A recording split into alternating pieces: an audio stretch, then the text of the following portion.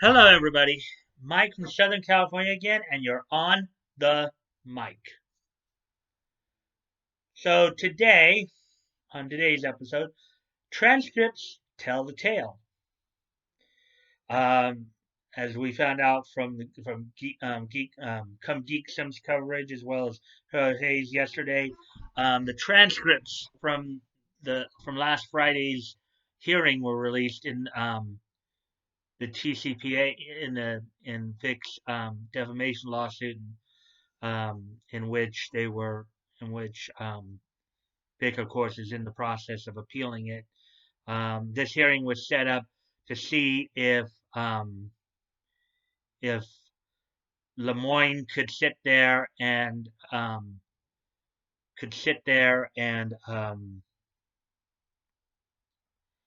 depose Slaytosh, even though discovery was already through. Aside from, of course, the fees and sanctions portion of the hearing. That hearing will happening tomorrow, the 21st. Today being the 20th. But okay. So not from the last Friday, but from about a week and a half ago, from November 8th hearing, in which um, Lemoyne had tried to subpoena Standalin to be deposed, as well as Ty Beard and Beard Harris, Bullock and Hughes. Some interesting things came. I went back and I read through portions of transcripts that were on Kiwi Farms, as well as, of course, watching Come Geek some of Hero Hayes coverage. I was hoping Nick would have done something with it last night, but he already had plans, I guess. So, but anyway, so I looked over the transcript, or the portions that we saw on Kiwi Farms. Um, Again, just reiterated what Hay and Come Geek some had basically pointed out. So here's basically the gist of it. The judge, of course, denied the motion to compel Slaytosh um, Slaytosh to be deposed. He also denied the motion for sanctions against Lemoyne for trying, as asked by Ty and on Lee Sue. Um, so basically, what are my general impressions that came out of this? Um,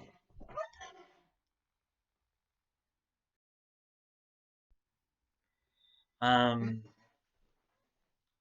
so my general impressions are, I think Judge Shupp is finally picking up on what Lemoyne's trying to do, um, and at least this hearing at least seems that he wasn't going for it this time.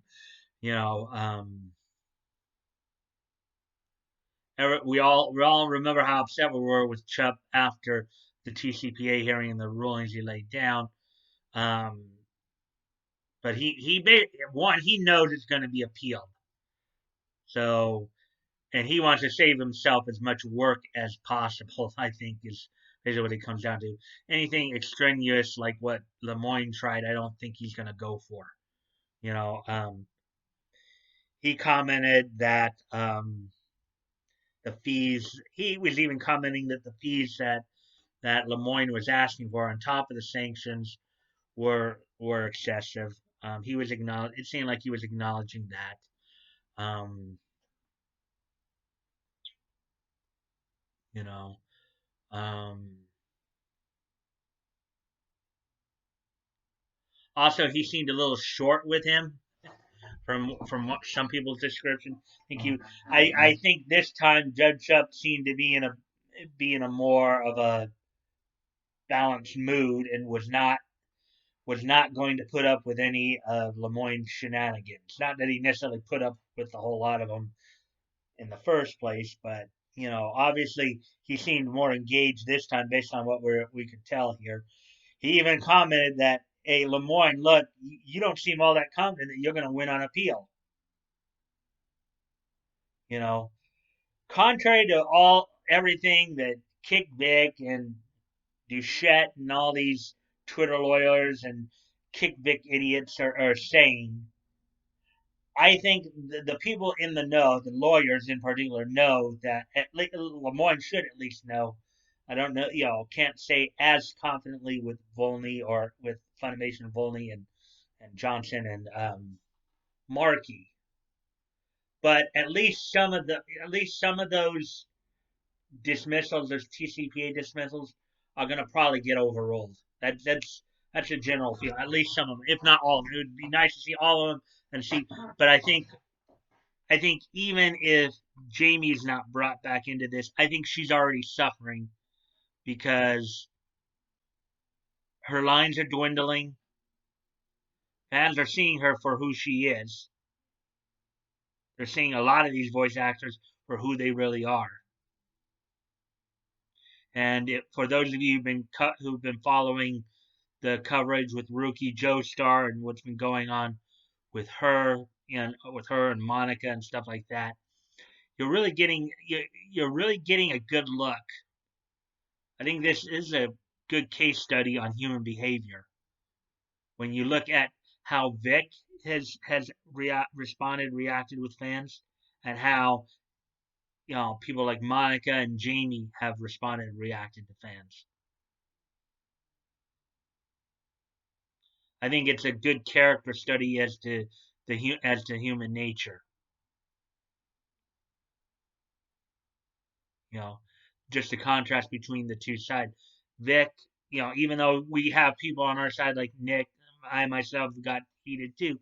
Times where, yeah, we think for what Monica, Ron, Jamie, and Funimation have done to Vic, we do believe they need to be ground into dust. That's our opinion, of course. What they did to Vic is evil. What they did to Vic and what they try to do to Vic and what they try to do to his fans is evil.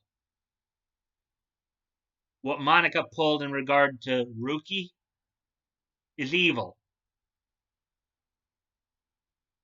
Okay? You don't treat people like that. Monica and a lot of people on Kick Vic, and then I know that there's this one girl or one Twitter user that responded to me and responded to I think Usagi and stuff like that about questioning Rookie's mindset, or questioning her mental stability. Kick Vic knows this stuff, and they're going out and purposely trying to trigger people in the hopes that they'll do something stupid. Just as Come Geek Some said it, I'm going to say it too. Rookie, don't hurt yourself. Do not give these people that satisfaction. Okay? Stay strong, just as Vic is. If you can help, if for everybody, and I stand with Vic, if you can help it, it's best not to just engage these people, because at this point, with some of these idiots, you're not going to change their mind. It's not worth your time and aggravation to continue engaging with them unless they do something like absolutely just astronomically stupid, like Shane and his billboard idea, okay, or Ron suing somebody over that stuff. Yeah, we call them out on that stupidity. We highlight that stupid. But to get into these back and forths with them, it's a waste of freaking time. We're not going to change their mind. The only, like Jamie and Monica will suffer some form of consequences. Hopefully, it's the maximum, and hopefully, eventually, after Vic appeals and he gets a chance to really present all the evidence and jury sees all this and all that, they will get the full extent of the punishment they deserve. But they're already, maybe not Monica as much yet, but we are definitely seeing that Jamie's suffering. Jamie's suffering for her sins here because fans are starting to see her for who and what she is. We had that we had that picture come out from GalaxyCon Minnesota, in which, now granted, there was also um, she also posted a picture like a week or two before that with her and a whole bunch of people, but that was from a panel that she did with like Brittany Karbowski and Lexus Tipton, and I think more of the fans were there to see them than Jamie, quite honestly. That's my own personal opinion, um, but Jamie, we already know is suffering because her lines are shrinking, fan interest is shrinking in her. I've even heard that some cons have chosen not to invite her because of how she's been behaving. As I did a video a couple months ago, the bad behavior of Kick Vic. This is a prime example of that. So they're already suffering for their sins, and we just have to hope that it gets maximized through the court. That justice is done for Vic. You know, um, but basically, as I said though, just when you look at the transcripts, I don't. Chuck wasn't fooling around this time. He seemed to have his head more in the game this time. Like we know from the TCPA hearing, he didn't seem like he wanted to be there. He was maybe a little miffed because, at least according to Nick, what Nick reported that week too is apparently he had just had to go through another situation with a trial where he was overruled as well. So, um, but he seemed more engaged this time. I think he realized now he had, while he probably doesn't really want this, he does not want this shitstorm, as it were. Okay, that's been kind of dumped on his docket. He wants to get this off his docket faster than he can say Mississippi. Okay, but I think even Chuck realizes he is going to have to deal with it because it's getting appealed. I think Lemoyne by his behavior is telling everybody that we will definitely, you know, I think Chup has said it, Lemoyne has indicated it. This thing's going to be going on for a while. So as we enter into 2020 here, there still is going to, and it's kind of funny because Monica and her people are trying to say, oh, we want to heal the community. We want to heal the community. We want to heal. Yeah, if their idea of healing the community is everybody forget about Vic and just put all their support behind Monica and them, and that's just not going to happen. Granted, there may be a lot of drones in around her, drones like Glenn 211 and Underdog BT and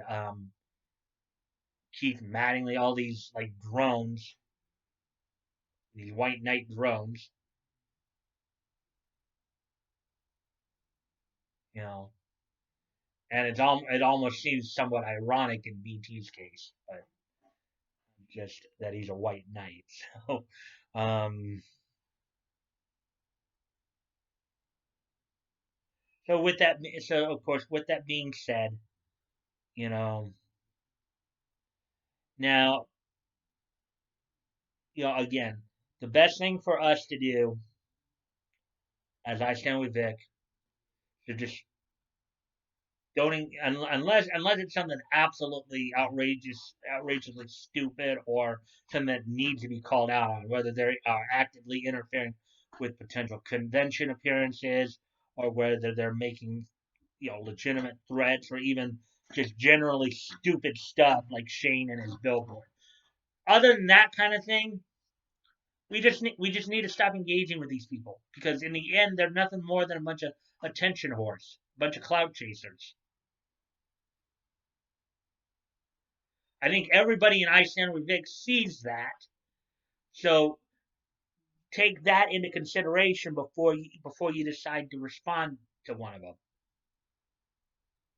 They come up saying something incredibly stupid. Weigh it. Okay, is it really worth my time to engage with them like this?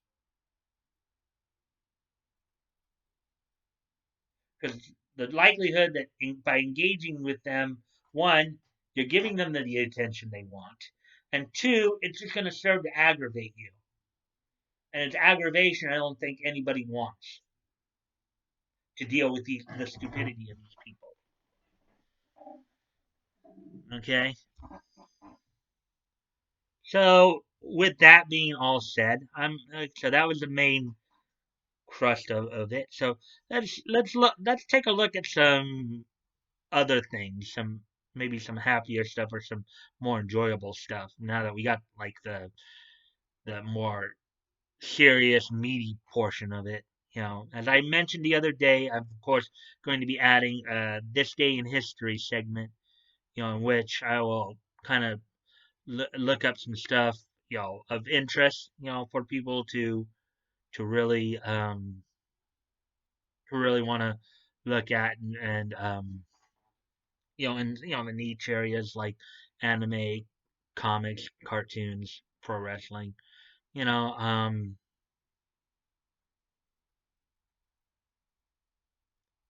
so um, so here we go. So as I said, I'm going to start doing this day in history. So today being November 20th, here are some things that I found in doing some research recently.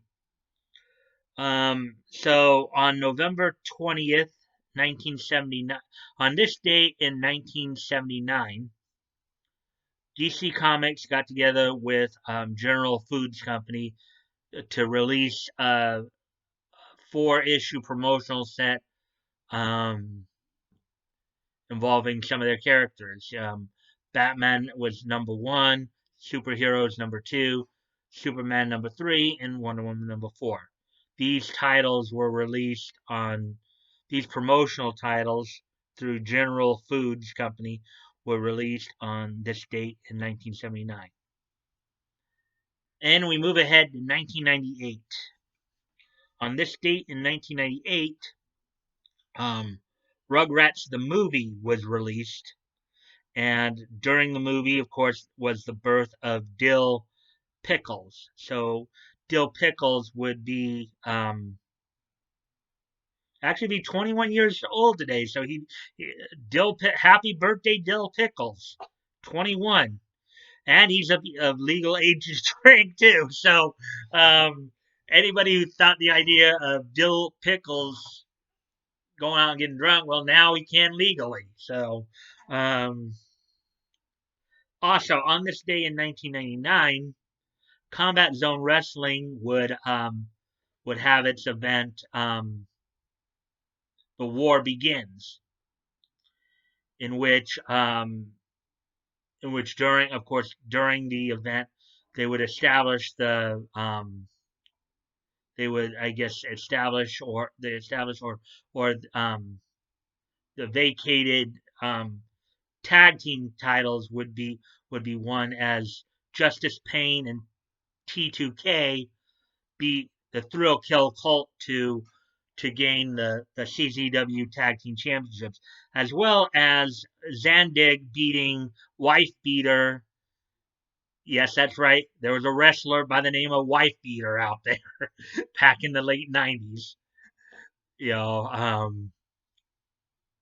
with Combat Zone Wrestling, John Zandig beat him in a no DQ, barbed wire, I believe no DQ, barbed wire, um, I Quit match to become Combat Zone Wrestling Heavyweight Champion.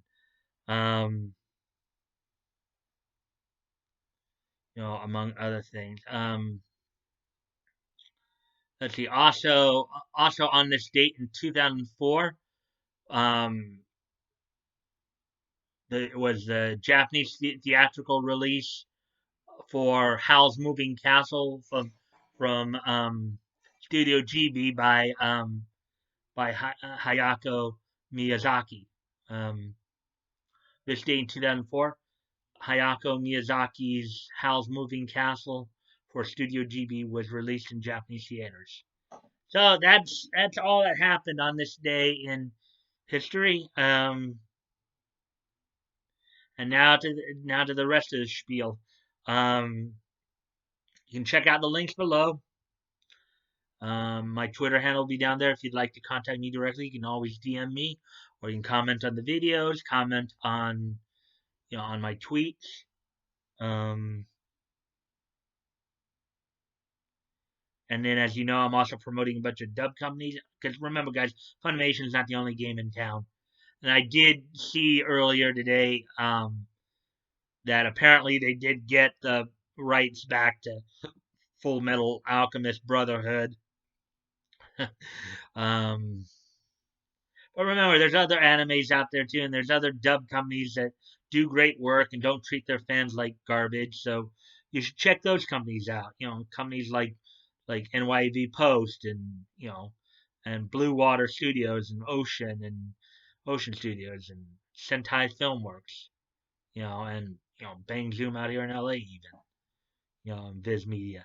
So you know, feel free to check those out. And also, I'm still, of course, promoting the GoFundMe's, Vic's GoFundMe, the Ortiz family GoFundMe, and Tugs Indiegogo. As always, guys, never feel like you have to give or have to donate.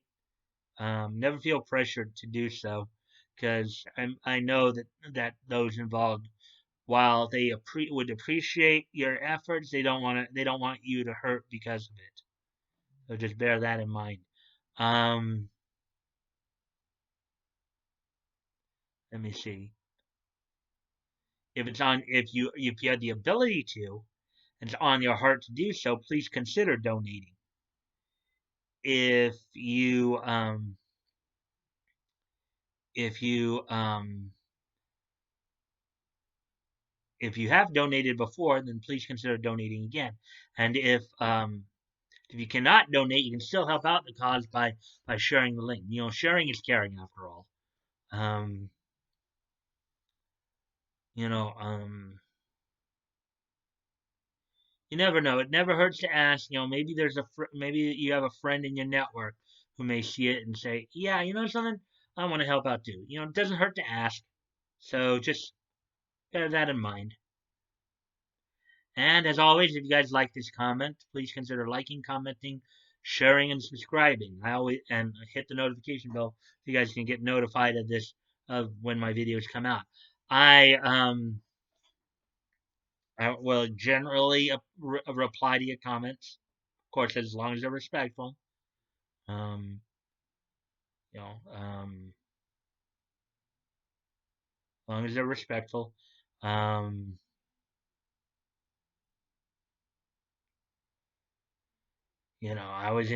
I always enjoy good conversations. So, you don't have to worry too much about it as long as you're respectful. Even if you have a differing opinion, it's not. I don't have an issue with having differing opinions as long as you can communicate it appropriately. Um, and with that, with all that being said, I hope you guys will catch this video, and I will see you tomorrow. Bye.